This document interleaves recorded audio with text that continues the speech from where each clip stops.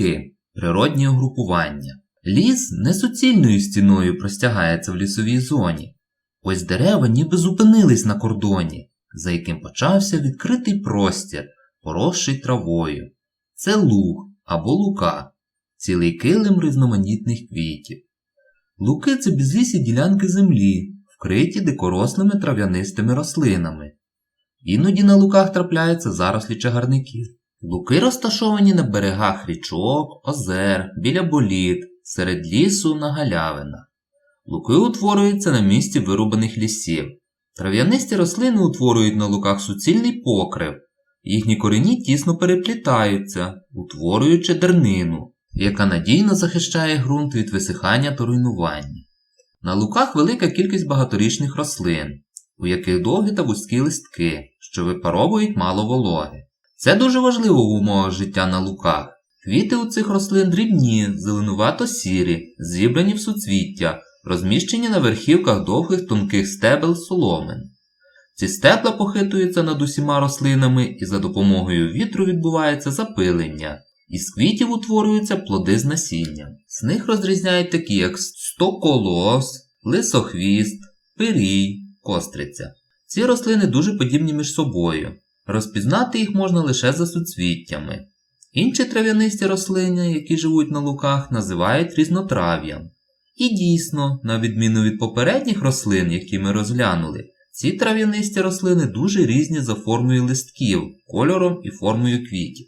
Конюшина – це багаторічна рослина із дрібними рожевими квітами, які зібрані в пишні голівки. Листки трійчасті, увечері вони складаються, запилюють конюшину лише джмелі. Мишачий горошок має довге видке стебло з вусиками, листя дрібне, загострене, між стеблами розміщені китиці фіолетових квітів. Після відцвітання утворюються плоди з маленькими горошинами, якими люблять ласувати миші. Люцерна – багаторічна рослина з прямостоячим стеблом, дрібними трійчастими листками і дрібними квітами, зібраними у китиці. На луках трапляються й отруйні рослини – чемериця, цикута, блекота, дурман. Жовтець їдкий – отруйна для худоби рослина, має яскраво жовті квіти, розсічені листки. Також в долинах річок є луки з цінними злаковими кормовими травами – мятликом, тимофіївкою, лисохвостом. Багато рослин луків є лікарськими травами – валеріана, деревій, шавлія. Шавлія – висока рослина з довгастими зморшкуватими листками. Квіти темно-сині, подібні до ротика, що має дві губи. Деревій – рослина з міцним стеблом, на верхівці якого зібрані у букетик дрібні квіти. Листя темно-зелене, схоже на пір'їнки, рясно вкриває стебло. Луки – чудові пасовища для свійських тварин.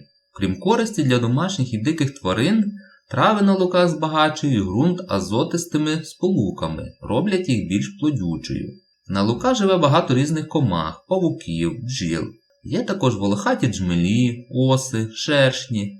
Також там є велике різноманіття метеликів. Павичеве око, лимонниця, перламутрівка, кропив'янка. З комах такі як попелиці, цикади, сонечко, зелений коник, кобилки, мурахи. На комах полює жаба трав'яна, ропуха, ящерка, вуж. У високій траві будують гніздя, знаходять корм і ховаються від ворогів невеликі птахи – деркач, перепілка, куріпка, травник, лиска. Також є такі птахи, як журавель сірий, лелека білий, хижий канюк. Постійними мешканцями луків є такі звірі, як кроти.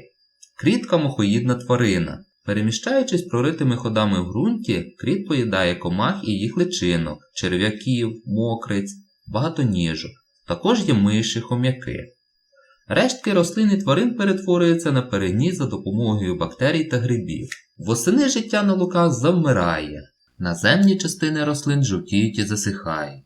В однорічних в ґрунті зимує насіння, у багаторічних – цибулини, кореневища, бульби. Весною з них з'являються нові рослини.